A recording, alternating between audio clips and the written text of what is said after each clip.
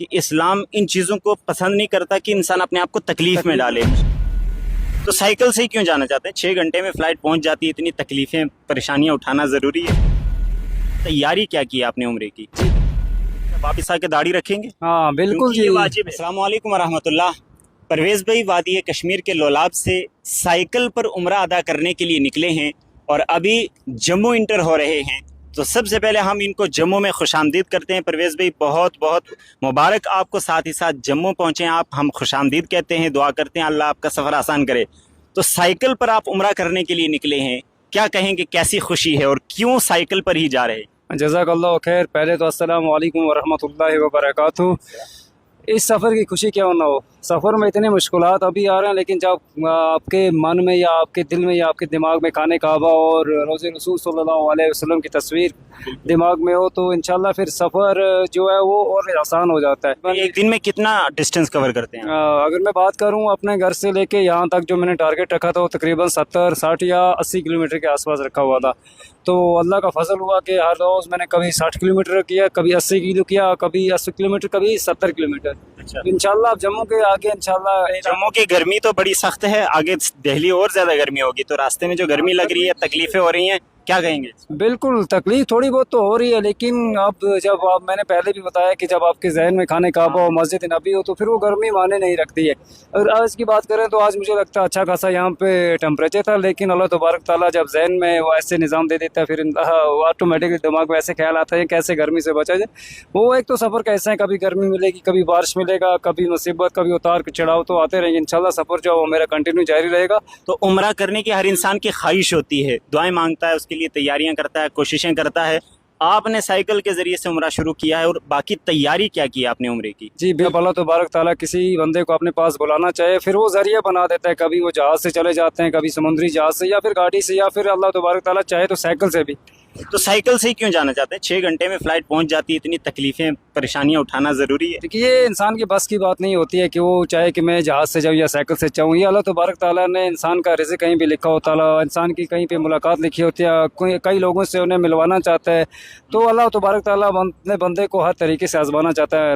ہو سکتا ہے اللہ تبارک تعالیٰ کی مجھ پہ بڑی عنایت ہوئی ہو کہ سائیکل کے ذریعے اللہ تبارک تعالیٰ مجھے اپنے گھر پہ بلانا چاہیے. بالکل، یہ آپ کا شوق ہے اور اچھی چیز ہے، ورنہ بہت سارے لوگ تو کوئی مودی سے ملنے جا رہا ہے، کوئی کسی سے، لیکن کم سے کم کسی اچھے اہم عمل کے لیے اور نیک کام کے لیے آپ نکلے ہیں. لیکن ساتھ ہی ساتھ میں آپ کو یہ بھی بتاؤں کہ اسلام ان چیزوں کو پسند نہیں کرتا کہ انسان اپنے آپ کو تکلیف میں ڈالے، مشقت میں ڈالے، کیونکہ دین و یسر، دین بہت آسان ہے، دین نے آسانی رکھی ہے. یہاں تک کہ نماز اگر بندہ کھڑے کھڑے پڑھ رہا ہے اور اس کو تکلیف ہو رہی ہے تو کہتا ہے بیٹھ کے پڑھ لو، بیٹھ کے تکلیف ہو رہی ہے لیٹ کے پڑھ لو. اتنی آسانیاں رکھی ہیں، اس کے باوجود آپ جا رہے ہیں. آپ کا شوق ہے، خواہش ہے، کوئی گناہ نہیں ہے، لیکن یہ ہے کہ اسلام اس کی تصویر یہ نہیں ہے.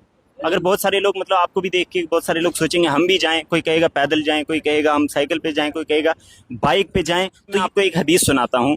اللہ کے نبی صلی اللہ علیہ وسلم نے ایک بوڑھے شخص کو دیکھا، وہ اپنے 2 بیٹوں کے سہارے سے چل کے جا رہا تھا.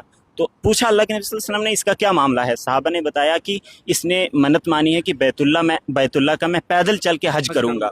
تو آپ نے فرمایا کہ اس کے اپنے آپ کو مشقت میں ڈالنے سے اللہ تعالیٰ بے نیاز ہے اور اسے سوار ہو کے جانے کا حکم دیا. لیکن بہرحال آپ نے شروع کیا ہے، ہم دعا کریں گے اللہ تعالیٰ اس کو قبول کرے. البتہ ایک گزارش ہم کریں گے کہ راستے میں چلتے ہوئے بڑے لوگ آپ کو ملیں گے، بہت سے لوگ آپ سے پوچھیں گے، تو آپ نے اسلام کی صحیح تصویر پیش کرنی ہے. آپ نے ان کو اس کے بارے میں بتانا، اس عبادت کے بارے میں، عمرے کے بارے میں، حج کے بارے میں، اسلام کے بارے میں، دین کے بارے میں، اور خود بھی سیکھتے ہوئے جانا ہے.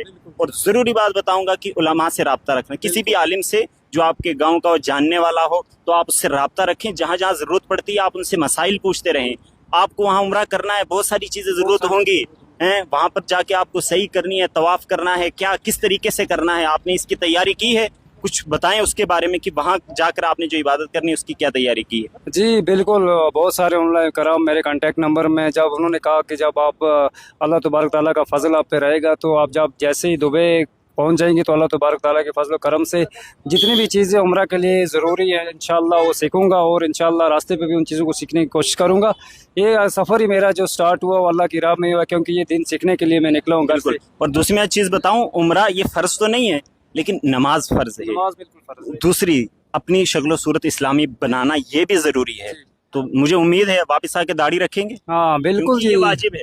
बिल्कुल ये दाढ़ी जरूर रखूंगा, ये तो मेरी तमन्ना है कि वापस जब आएंगे लोग आपको देखेंगे, इंस्पायर होंगे कि अगर कोई उम्रा करता है तो फिर वो कैसा बदलता है। तो आपने बदल के दिखाना है कि इस्लाम इंसान को कैसे बदल देता है, उम्रा कैसे बदल देता है। जी बिल्कुल, मेरी अब यही ख्वाहिश है कि अल्लाह तबारक ताला ने अगर मुझे वहाँ पे कबूल किया तो वापस आके इंशाल्लाह जमात के साथ टाइम लगाऊंगा और इंशाल्लाह जो बाकी ज़िंदगी है वो अल्लाह तबारक ताला की दीन की खिदमत में इंशाल्लाह गुजारूंगा। बिल्कुल, बहुत बुलंद हौसले हैं, इरादे हैं। हम दुआ करेंगे इनका सफ़र आसान हो, परेशानी और मुश्किलों से महफूज रहें, चूँकि इनको कई ममालिक क्रॉस करने हैं। पाकिस्तान तो जा नहीं सकते, ना वो आने देंगे, ना यहाँ से मोदी जी जाने देंगे, तो इसलिए इन्होंने उसको स्किप करके डायरेक्ट कहाँ जाएंगे, कजाकिस्तान, उसके बाद जाएंगे उज़्बेकिस्तान, फिर तजाकिस्तान, फिर ईरान, यूएई और अफगानिस्तान भी है, और उसके बाद सऊदी अरबिया पहुंचकर मक्कतुल मुकर्रमा में ये अपना उम्रा अदा करेंगे। बड़ी खुशकिस्मती की, सादतमंदी की बात है, वहाँ वही पहुंचता है जिसे अल्लाह कबूल करता है। अब अगर ये जा रहे हैं तो हम इन्हें मुबारक करते हैं, अल्लाह ने कबूल किया है इन्हें। अगरचे जो ज़रूरी बातें थी वो मैंने आपको बताई, लेकिन उसके बावजूद अच्छे काम के लिए जा रहे हैं, तो हम इन्हें अप्रिशिएट भी करते हैं, मुबारकबाद भी पेश करते हैं। हम भी दुआओं से नवाजते हैं। देखने वालों से गुजारिश है, खूब इनके लिए दुआएं कीजिए, इनका उम्रा भी कबूल हो, इनकी ज़िंदगी में तब्दीली आए, और उसके बाद इनको रास्तों की तकलीफ़ों और परेशानियों से अल्लाह बचाए। हमारी दुआ है, हमारे लिए भी दुआ कीजिएगा। वहाँ पहुँचकर नबी अकरम सल्लल्लाहु अलैहि वसल्लम की रोज़ा अतहर पर सलाम पेश कीजिएगा, दुआओं में याद रखिएगा। अच्छा।